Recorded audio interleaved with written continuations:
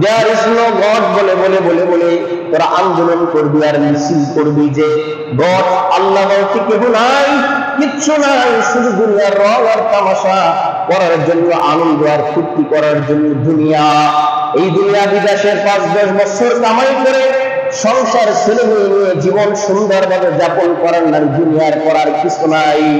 দুনিয়া গাড়ি চালাই, দুনিয়ার ব্যবসা বাণিজ্য করে খাই আর গাই, আর বাথরুম ভরার নামই হলো দুনিয়া, এরপরে আর কিছু নাই। কিন্তু আল্লাহ রাব্বুল আলামিন সূরাতুন নাজিআর প্রথম আয়াতে কসম করেন ওয়ান নাজিআতি গরকা, মুমিন ব্যক্তিদের, জান্নাতি ব্যক্তিদের আমি আল্লাহ প্রেমিক, আমি আল্লাহ ওয়ালার ব্যক্তিদের কসম খেলাম রে বান্দা। ওয়ান নাজিআতি গরকা ওয়ান নাশিতাতি নাশতা। দ্বিতীয় আয়াতে আল্লাহ রাব্বুল আলামিন বলতেছেন নাফরমান, বেঈমান, বেনামাজি, আল্লাহর হুকুম না মাননেওয়ালা, বেরোজাদার, নাফরমান, বেঈমান, সমস্ত বেঈমানদেরকে একত্রিত করে আল্লাহ রাব্বুল আলামিন কসম খেলেন যে বেঈমানরা যখন মৃত্যুতে উপনীত হয়ে যায়, ওই মৃত্যুর দুয়ার থেকে কেউ ফিরতে পারে না, এটা চিরন্তন সত্য। আর ওই সত্য বিষয়ের উপরে আল্লাহ কসম খেলেন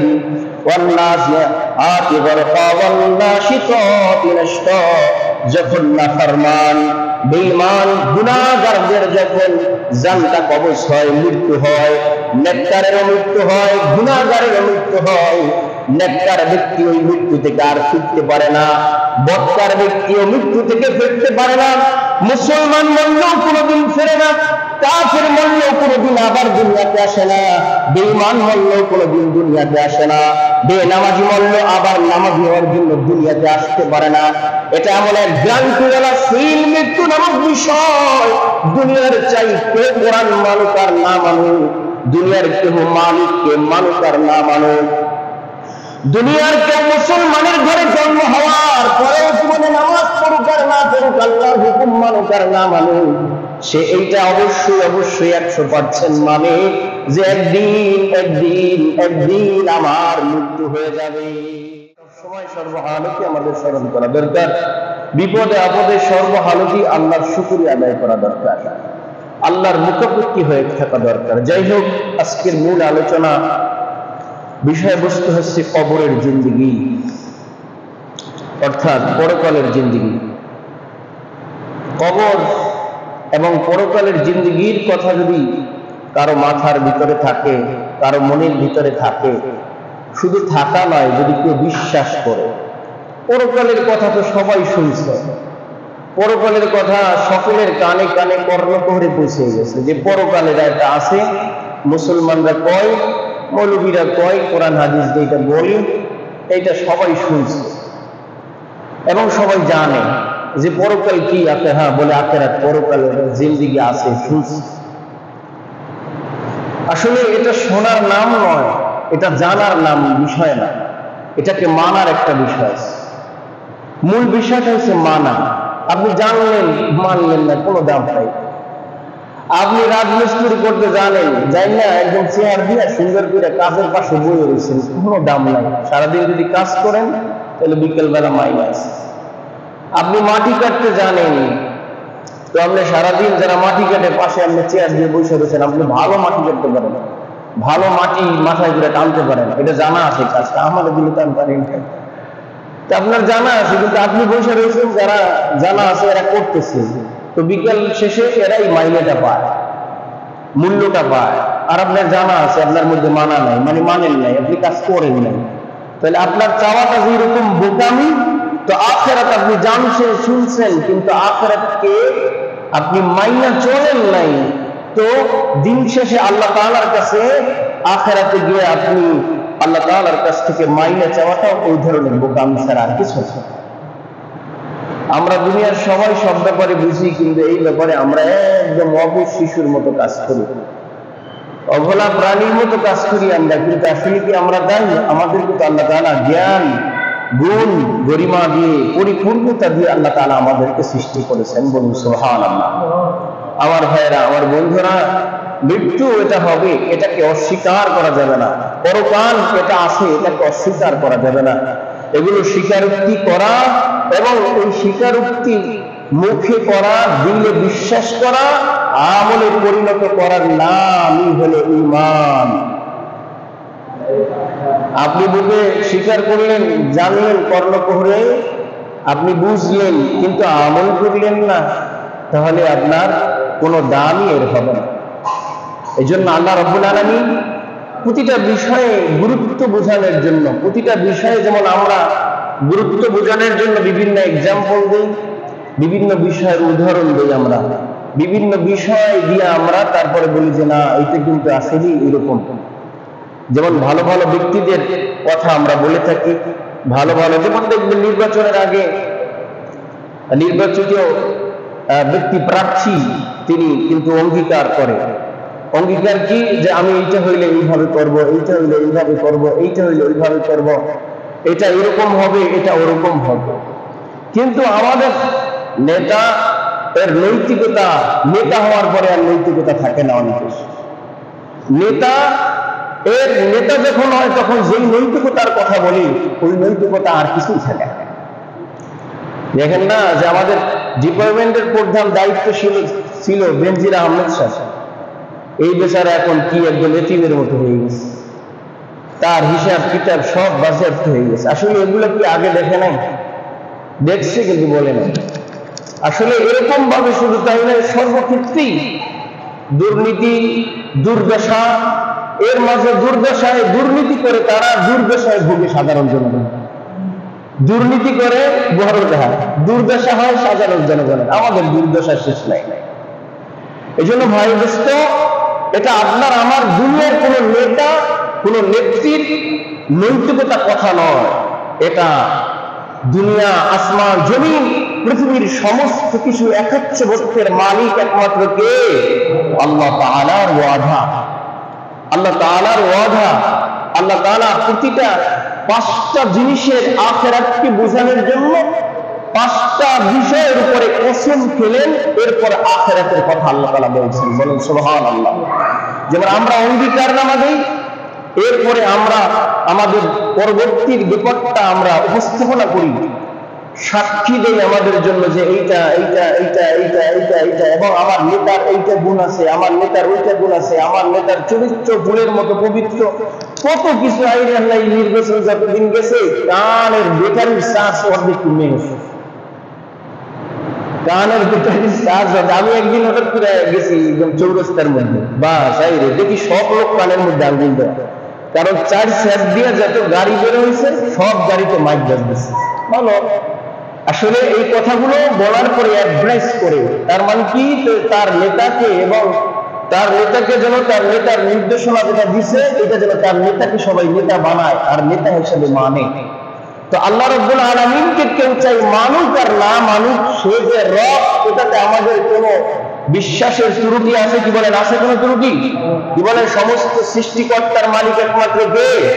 আল্লাহ তাআলা। আল্লাহ তাআলা 5টি বিষয় ওয়াদা করে, 5টি বিষয় কসম খেয়ে এরপরে আখিরাতের কথা বলছেন, পরকালের জিন্দেগির কথা বলছেন, কবরের জিন্দেগির কথা বলছেন। কারণ হচ্ছে আমরা তুচ্ছ তাচ্ছিল্য করি, কবরের জিন্দেগি গুলা আমরা তুচ্ছ তাচ্ছিল্য করতেছি। এই জন্য আল্লাহ তাআলা 5টি গুরুত্বপূর্ণ বিষয়ের উপরে কসম খাওয়ার পরে আল্লাহ তাআলা আখিরাতের কথা আমাদেরকে স্মরণ করাচ্ছেন। আমার সাথে বলুন, বিসমিল্লাহির রহমানির রহিম। ওয়ান নাজিআতি গরকা ওয়ান নাশিতাতি নাশতা والسابحات سبحا فالسابقات سبقا فالمدبرات أمرا। আল্লাহ রাব্বুল আলামিন প্রথম কসম খেলেন, এই পৃথিবীর মাঝে আমরা যারা ঈমানদার, আমরা যারা মুসলমান, আমরা যারা কোরআন মাননেওয়ালা, যারা আমরা নবী মাননেওয়ালা, যারা ঈমানদার কালেমাওয়ালা মুসলমান, আমরা ব্যতীত ইহুদ নাসারা খ্রিস্টান যারা পৃথিবীর মাঝে বসবাস করতেছে সমস্ত বেঈমানরা জানে এবং বিশ্বাস করে, দুনিয়ার কোরআনকে বিশ্বাস না করে অস্বীকার যদিও করে, রবকে যদি অস্বীকার করে, নবীকে যদি অস্বীকার করে, আল্লাহর কোরআনের সমস্ত আইনকে যদি অস্বীকার করে, মুসলমান ইমানদার এদেরকেও যদি অস্বীকার করে, দুনিয়ার সব অস্বীকার করলেও দুনিয়ার সব মানুষ একটাতে স্বীকার করে যে মালাকুল মউত, মৃত্যু জীবনে একবার হলেও হয়ে যাবে। কি বলেন, সন্দেহ আছে? বলো, কি বলেন, সন্দেহ আছে? আপনারা সব ঘুমাইতেছেন, এই জিনিস ভালো লাগে না। কথা বললে, কথা যদি না বলেন তাহলে আমি যদি কবরস্থানে কথা বলতেছি, কবরস্থানে বলা ভালো ছিল, এইরকম চুপচাপ থাকলে কেমন হয়? কি বলেন, এরকম চুপচাপ থাকেন কেন? কি বলেন, এটা কোনো সন্দেহ আছে আমাদের? কি বলেন, মৃত্যু হয়ে গেলে সন্দেহ আছে কিনা? কোনো সন্দেহ নাই। এটা আমরা সবাই বিশ্বাস করি, এটা আমরা সবাই মানি। যারা চুপ থাকেন আপনারা মনে মানেন না যে আমরা মরবো না কোনো দিনে জুড়ে, কিন্তু আপনার কথা আপনি করবেন, এ তো আমাকে দিয়ে অফিস দরকার। আমরা তো মরবো না দেখি তো নামাজ পড়ি না, বলে বিশ্বাস বোঝেন না তো সিস্টেম। মুসল্লি কে পারলে আমরা তো মরবো না এটা বিশ্বাস করি না দেখি, তাই না? কথা বলেন, এটা আমার সাথে কথা বলেন, কথা না বললে বুঝবো কেমন যে কবরস্থানে কথা বললে মসজিদে এটা তো বোঝা যায় না। আল্লাহ রাব্বুল আলামিন প্রথম কসম খেলেন, মৃত্যু নামক নেককারদের মৃত্যু, যাদের মৃত্যুটা নেককারদের জান্নাতি ব্যক্তিদের মৃত্যু নিয়ে আল্লাহ তাআলা কসম খাইলেন। প্রথম কসম খাইলেন আন-নাজিআতি গারকা, জান্নাতি ব্যক্তিদের মৃত্যু গারকা মানে গড়গড়া, শেষ মুহূর্ত অবস্থায় যখন উপনীত হয়, জান্নাতি ব্যক্তিদের রূহগুলা যখন জান্নাতি ফেরেশতারা নিয়ে যায়, আর জান্নাতে আমার মুমিন ব্যক্তিরা যখন মৃত্যুবরণ করে দুনিয়া থেকে পরকালে গমন করে, ওই মুমিন ব্যক্তিদের মৃত্যুর সময়টা, মৃত্যুটা নিয়ে আমি আল্লাহ কসম খাইলাম। কারণ বান্দারে দুনিয়ার সব অস্বীকার করবি, দুনিয়ার কোরআনকে অস্বীকার করবি, দুনিয়ার আমার আইনকে অস্বীকার করবি, আমি রব আছি না নাই, দেয়ার ইজ নো গড বলে বলে বলে বলে তোরা আন্দোলন করবি আর মিছিল করবি যে গড, আল্লাহ কেউ নাই, কিচ্ছু নাই, শুধু দুনিয়ার রং আর তামাশা করার জন্য, আনন্দ আর ফুর্তি করার জন্য দুনিয়া, এই দুনিয়া বিদেশের 5-10 বছর কামাই করে সংসার ছেলে মেয়ে নিয়ে জীবন সুন্দরভাবে যাপন করার নাম দুনিয়ার করার কিছু নাই। দুনিয়া গাড়ি চালাই, দুনিয়ার ব্যবসা বাণিজ্য করে খাই আর দেয়, আর বাথরুম ভরার নামই হলো দুনিয়া, এরপরে আর কিছু নাই।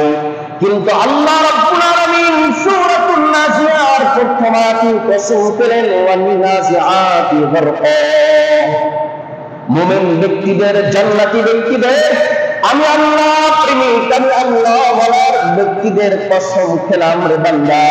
ওয়ান নাজিআতি গারকা ওয়ান নাশিতাতি নাশতা, দ্বিতীয় আয়াতে আল্লাহ রাব্বুল আলামিন বলতেছেন নাফরমান, বেঈমান, বেনামাজি, আল্লাহর হুকুম না মাননেওয়ালা, বেরোজাদার, নাফরমান, বেঈমান, সমস্ত বেঈমানদেরকে একত্রিত করে আল্লাহ রাব্বুল আলামিন কসম খেলেন যে বেঈমানরা যখন মৃত্যুতে উপনীত হয়ে যায়, ওই মৃত্যুর দুয়ার থেকে কেউ ফিরতে পারে না, এটা চিরন্তন সত্য।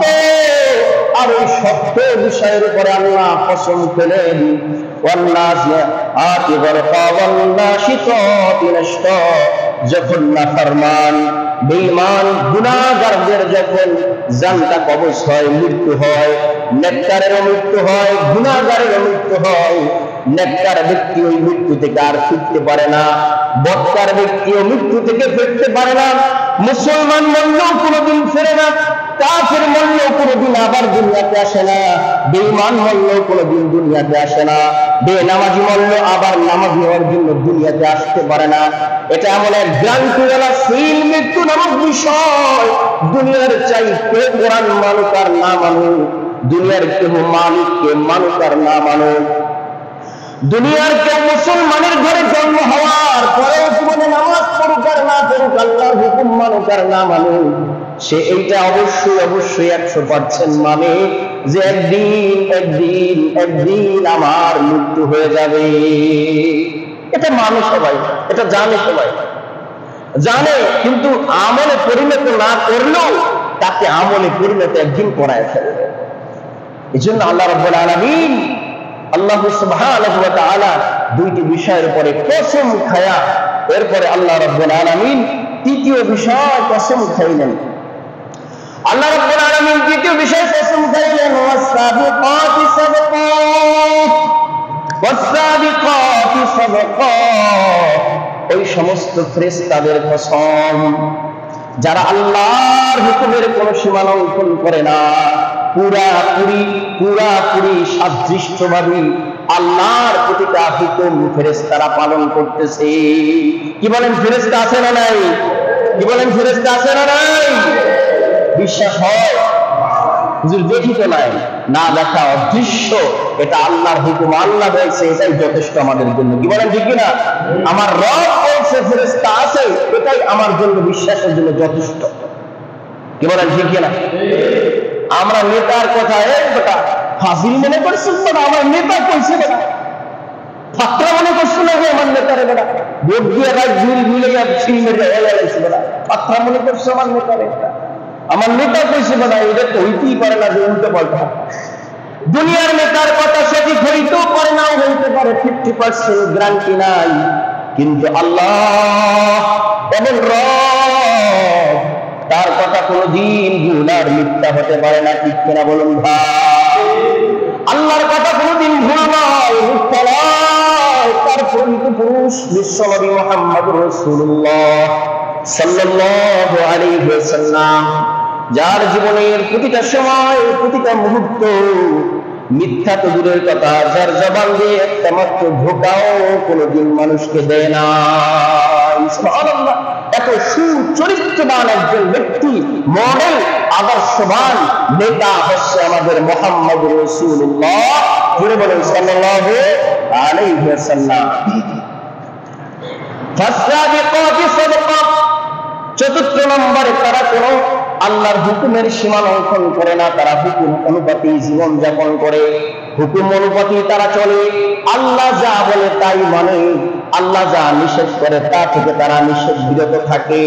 আল্লাহর অনুকূলে সমস্ত ফেরেশতারা যারা রয়েছে, এই ফেরেশতাদের অসম্মান পেলেন, কারণ হলো আল্লাহ রাব্বুল আলামিন বান্দাদেরকে আখিরাতের তাৎপর্য বুঝাতে গিয়ে বান্দাদেরকে আখিরাতের বিষয়টাকে গুরুত্ব দেওয়ার জন্য যেমন করে দুনিয়ার পরীক্ষার হলে ম্যাজিস্ট্রেট থাকে, দুনিয়ার পরীক্ষার হলে নির্দেশিকা থাকে, যে এই কানুন যদি মানো হয়তো ভালো, আর যদি কানুন না মানো পরীক্ষার হল থেকে বের করা হবে। এমনকি ডিপার্টমেন্টের পুলিশ দাঁড়ানো আছে, তোমাকে অ্যারেস্ট করতে পারে যদি এর ব্যতিরিক্ত অতিরিক্ত কাজ করো। কি বলেন, পরীক্ষার হলে এরকম নির্দেশনা থাকে কিনা? এরকম বিভিন্ন বিষয় থাকে, বিভিন্ন জিনিসের উপরে কড়াকড়ি থাকে, যে তুমি উল্টা পাল্টা পরীক্ষার হলে উল্টা পাল্টা যদি করো, সাথে সাথে তোমাকে অ্যারেস্ট করা হবে, সাথে সাথে তোমাকে পানিশমেন্ট দেওয়া হবে। যেমন সাধারণত একটা খেলার মাঠে একটা নিয়ম কানুন আছে। খেলার মাঠে আপনি ফাউল করবেন, এই সবুজ লাল কি রকম কাট আছে জানি, এইটা দিয়ে খেলার মাঠ থেকে বাহির করে দেন। আপনি ক্রিকেট, বাংলাদেশ তো এখন বর্তমান জাতীয় খেলা ক্রিকেট হয়ে গেছে, আগে জাতীয় খেলা ছিল হাডুডু। এই খেলা খেলবেন, এর মধ্যে একটা নিয়ম কানুন আছে। আমরা সমাজে চলি, এই সমাজের একটা নিয়ম কানুন আছে। আমার ঘর চালাই, পরিবার চালাই, এই পরিবারের মধ্যে একটা নিয়ম কানুন আছে। আমি নিজে বাবা, আমার ছেলের মধ্যে মেয়ের মধ্যে একটা নিয়ম কানুন ঠিক করে রাখছি, যে বাবা এই কাজটা করবি না, এই পথে চলবি না, মেয়ে তুই এরকম রোগনা ছাড়া যাবি না, এরকম যা কিছু আছে। আমার স্ত্রীকেও আমি নির্দেশনা দিয়ে চালাই যে এইভাবে এটা করবা, এইভাবে এটা করবা, আর যদি বেশি বেকাল করো একদম 1, 2, 3 তালাকে বাপের বাড়ি পাঠাই না। এরকম একটা কড়াকড়ি সব জায়গায় আছে কি নাই? কি বলেন, আছে কি নাই? আল্লাহ এত কিছু বানাইলেন, এত কিছু সৃষ্টি করলেন, এরপরে আল্লাহ একটু কড়াকড়ি আপনাদের জন্য দিবে না? সাইডে দিলে তো সব দুনিয়া একদম লুণ্ঠন করে ফেলাইবে। এই জন্য আল্লাহ তাআলা এই কড়াকড়ি দিচ্ছে, কড়াকড়ি দিয়ে আল্লাহ তাআলা সুন্দর কথা আমাদেরকে স্মরণ করায় দিলেন। পরকালের কথা আল্লাহ তাআলা এত কড়াকড়ি করে, এত কসম খেয়ে গুরুত্ব বোঝানোর জন্য বান্দাদেরকে, যে বান্দা সাবধান, এইটা ভুলটা করিস না, এই গুরুত্ব বোঝানোর জন্য। যেমন সন্তানকে গুরুত্ব বুঝায়, বাবা এই যে নির্বাচন এইটা আমাদের দরকার নেই, মামলা কেস খাই না, আমি ফকির মানুষ, কোন রকম দিন মজুর খেতে কাজ করে খাই নাই, এগুলো আমাদের ঝামেলার দরকার নেই। বাজান তুই যাইস না, তোর পা উদরি আগে গেল আল্লাহ ঘুমাই থাক ঘরের মধ্যে, তো ঝামেলার মধ্যে যাইস না, সামনে মারামারি হইতেছে, বাবা তুই যাস না সাবধান, অনেক মারামারি হইলে তোর মাথা ফাটবে, ঠ্যাং যাইবে, হাত যাইবে, পা যাইবে, মামলা হইবে, মোকদ্দমা হইবে, বিভিন্ন ঝামেলার দরকার নেই, যাওয়ার দরকার নেই। যেরকম সন্তানকে বাবা মা বিভিন্ন নির্দেশনা দেয়, ভয় দেখায়, বিভিন্ন জিনিসটাকে বুঝায় এবং তারপরে বলে যে বাবা এই যাও যদি তাহলে এইটা সমস্যা, ওইটা সমস্যা, এই অসুবিধা, ওই অসুবিধা, আর যদি থাকে তাহলে সব ঠিক থেকে ওই সুবিধার মধ্যে ঘরের মধ্যে থাকবে, কোনো ঝামেলা আমরা করবো না। আল্লাহ তাআলা সমস্ত কিছু আখিরাতকে বোঝানোর জন্য বিভিন্ন আযাবের কথা বলছেন, বিভিন্ন কথা ঘুরাইয়া ফিরাইয়া আল্লাহ তাআলা আখিরাতকে স্মরণ করায় দিতেছে যে বান্দা সাবধান সাবধান, এই দুনিয়াটা কোনো স্থায়ী জায়গা নয়, দুনিয়াটা একটা অস্থায়ী জায়গা, চিরস্থায়ী জায়গা হলো তোর জান্নাত, চিরস্থায়ী জায়গা হলো আমি আল্লাহ তাআলার কাছে জান্নাত। সুতরাং তুই হলো সেই জান্নাতের মালিকানাধীন ব্যক্তি। সুতরাং দুনিয়াতে একটা পরীক্ষার হল দিলাম, সাবধান হইয়া এই বিষয় দিয়ে সাবধান হয়ে চলবি, তাহলে কেস মামলা আখিরাতে খাবি না। কারণ নামাজের মামলা খাইতে হইবে, রোজার মামলা খাইতে হইবে, পরের মাল ঠগায় খাওয়ার মামলা খাইতে হইবে, এই মামলা মোকদ্দমায় যাওয়ার দরকার নাই। এই জন্য আল্লাহ তাআলা হুঁশিয়ার দিয়া তারপরে আল্লাহ সুবহানাহু ওয়া তাআলা আখিরাতের কথা আপনাকে আমাকে স্মরণ করায় দিতেছেন। আল্লাহ রাব্বুল আলামিন বলতেছেন ইয়াউমা তারজুফু রাজিফা, কিয়ামতের কথা এবার আল্লাহ তাআলা 6 নম্বর আয়াতে বলতেছেন প্রকম্পিত হবে, যেদিন সিংহায় ফুঁক দেওয়া হবে ওই দিন প্রকম্পিত হয়ে যাবে জমিনটা, আসমান তুলার মতো উঠতে থাকবে, আসমান ভেঙে চৌচির হয়ে যাবে, জমিনের গাছপালা যা কিছু আছে সব কিছু ধূলিসাৎ হয়ে যাবে এক ঝাঁকুনিতে। দেখেন নাই রিমন নামের এক ঝর্ণা, এক ঘূর্ণিঝড়ে কত মানুষ ক্ষতিগ্রস্ত হয়ে গিয়েছে। সাধারণতম কিছু সময় বাতাসের কিছু সেলসিয়াস গতিতে, কিন্তু এর চাইতো বিকট বিকট বিকট বিকট আর চাইতো পাওয়ারফুল যেই দিন ঘূর্ণিঝড় হবে সিংহায় ফুঁক দিবে ইসরাফিল আলাইহিস সালাম, ওই দিনের কথা আল্লাহ রাব্বুল আলামিন 5টা বিষয় কসম করেন, খাওয়ার পরে ওই দিনের কথা বান্দাদেরকে স্মরণ করায় দিচ্ছেন। ভূমিকম্পের দিন, পরকালের দিন, এই দুনিয়া কিন্তু বান্দা স্থায়ী নয়, এই দুনিয়া কিন্তু বান্দা অস্থায়ী জিন্দেগি, স্থায়ী জিন্দেগি হলো পরকাল। এই জিন্দেগির জন্য বান্দারা হুঁশিয়ার হও, সাবধান হও।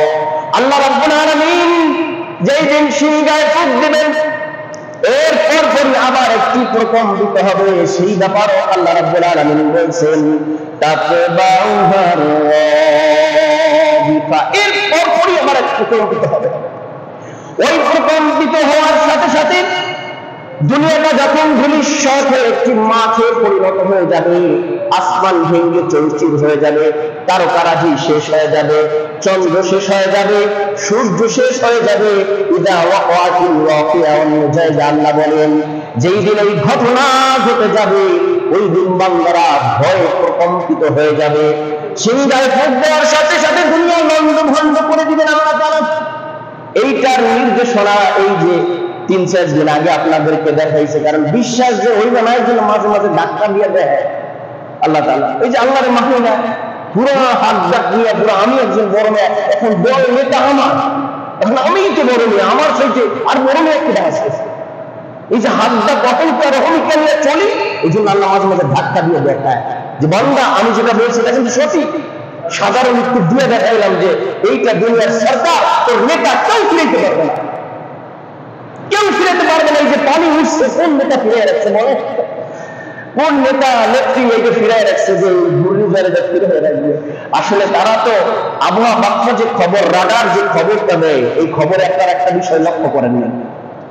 এই খবরের ভিতরে যে আপনারা শুনেন, এরা বলে কি এরকম গতিতে ঘূর্ণিঝড় হতে পারে, কথাটা বলে না যে হবেই, হতে পারে, আসতে পারে, তার মানে সন্দেহ আছে, হতে পারে না হতে পারে।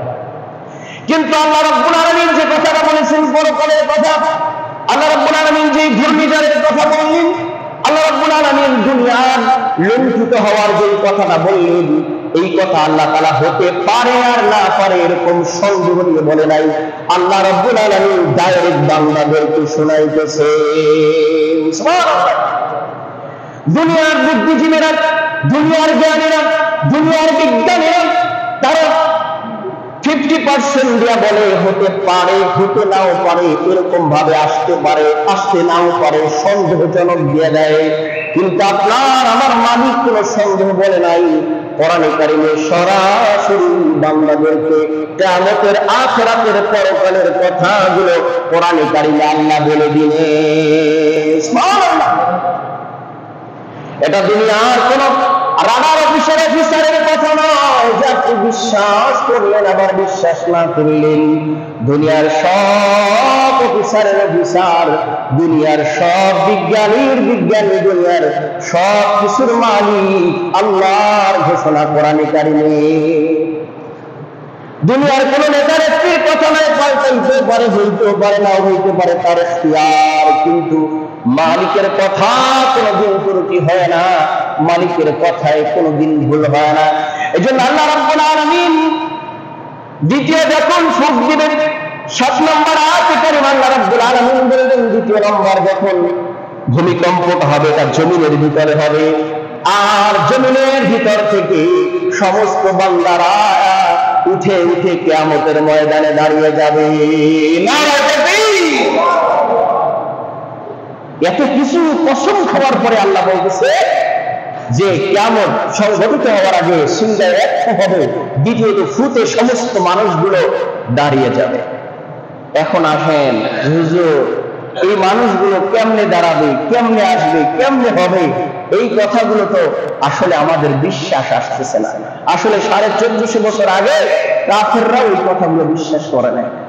যেমন আমাদের মধ্যে একটু সন্দেহ আছে, কি হইবে না হইবে দেখবো, কিছু তো মানুষ বললেই ফেলায়, হুজুর এত এত বলা বলে কি আছে, যা হইবে না হইবে না বুঝবো, এত কি আমরা এত মাথা ঘামাই। কিছু মানুষ এরকম বললেই ফেলায়। এ মুসলমান, সে মুসলমান, নামে মুসলমান, বাবা মুসলমান, দাদা মুসলমান, দাদু মুসলমান, সমাজ মুসলমানের, সব মুসলমান, মসজিদ সব হতে গেছে, মাঝে মাঝে বললেই ফেলায়, যা ওই বেলা ওইটা বুঝবো না, খবরে কি হইবে না ওইটা কেউ দেখেনি, ওইটা কেউ খবর রাখেনি। অভায়গ্রস্ত সমাজবাসী, আমার কলিজার টুকরা সমাজের মানুষগুলা, এই ঘূর্ণিঝড় বর্ষার পরে সমাজের কবরস্থানে কেউ যান নাই। আমি পরাপর কয়েকদিন দুপুর যখন লোক নাই, কেউ নাই, আমি দাঁড়ায় ঘুরিয়া ঘুরিয়া দেখলাম কতগুলো কবর ভেঙে ধসে ধসে মাটি আর কাদায় ধরে রয়েছে। আহা, এরাও তো এই সমাজের মধ্যে ছিল, এরাও তো এই সমাজের নেতৃত্ব দিয়েছে। এদের ছেলে ছিল, এদের মেয়ে ছিল, এদের পরিবার ছিল, এদের ব্যবসা ছিল, এদের বাণিজ্য ছিল, এদের গায়ে আপনার আমার মতো যুবকের মতো বল ছিল, শক্তি ছিল, এদের গায়ে তো এরাও তো অনেক সুন্দর চেহারাওয়ালা ছিল, এরাও তো সুন্দর নারী ছিল। একবার কবরের পাশে দাঁড়া দেখেন সমাজের কবর গুলা বৃষ্টি ঝড়ে ভেঙে মাটি পড়ে পড়ে গেছে। আজকে তাদের মাটি উঠাইবার জন্য তাদের গায়ে কোনো আর শক্তি না। দুনিয়ার এই নেতামি কতদিন, দুনিয়ার এই ক্ষমতা কতদিন, কতদিন আর দেখাবেন? এই ক্ষমতার শেষ একদিন হয়ে যাবে, যেই দিন মালাকুল মউত আপনার আমার কাছে এসে যাবে। কবরে মাটি দেই আর আমরা একটা কথা বলি, দোয়া করি। কি দোয়া করি? আসলে এটা দোয়া না, এটা কোরআনের এক আয়াত।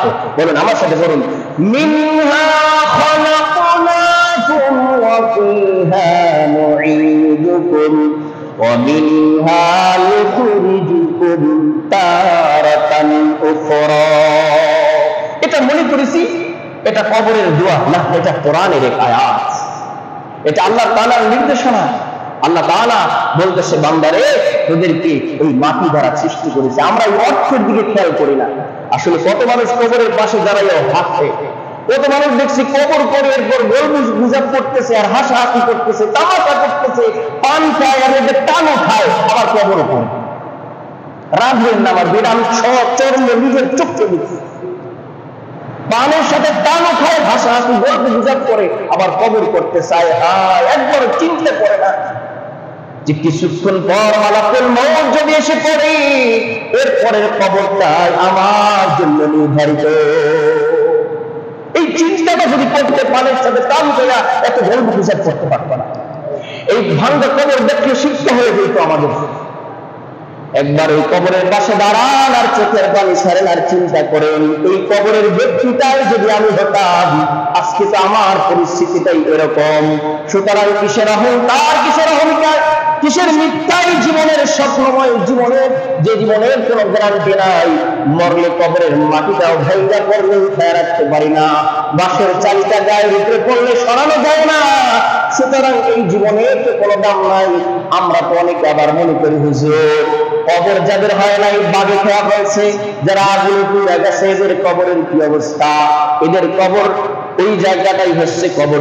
কবর মানে হচ্ছে পরকালের জিন্দেগি। কবর মানে হচ্ছে কি পরকালের জিন্দেগি। যারা পানিতে পড়ে পয়সা গেছে এদের তো কবর হয় না। যারা বাগে খেয়ে ফেলছে, বাঘের পেটের খাবার হয়ে গেছে হুজুর, এদের তো কবর হয় না।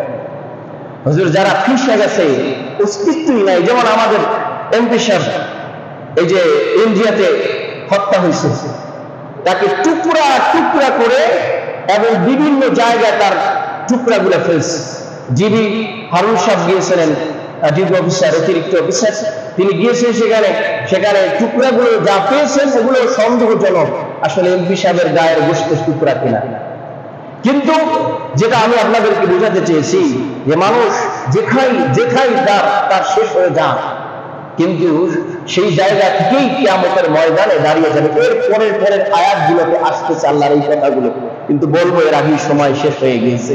যাই হোক না কেন, যা আমরা শুনি, যা আমরা বলি, একমাত্র লক্ষ্য উদ্দেশ্য আমি আমল করব, আমার সমাজবাসী সকলেই আমলওয়ালা হয়ে আল্লাহর জান্নাতে মেহমান হয়ে বিশ্বনবীর উম্মত হয়ে কিয়ামতের কঠিন মুসিবতের দিন আমরা সকলেই আল্লাহর শাহিদুয়ারে উপস্থিত হতে পারি। সেই তৌফিক, হেদায়েত, রহমত আল্লাহ গোটা সমাজ সহ বিশ্ব ভূমণ্ডলের সমস্ত জায়গায় আল্লাহ তাআলা দান করুন, বলেন আমিন।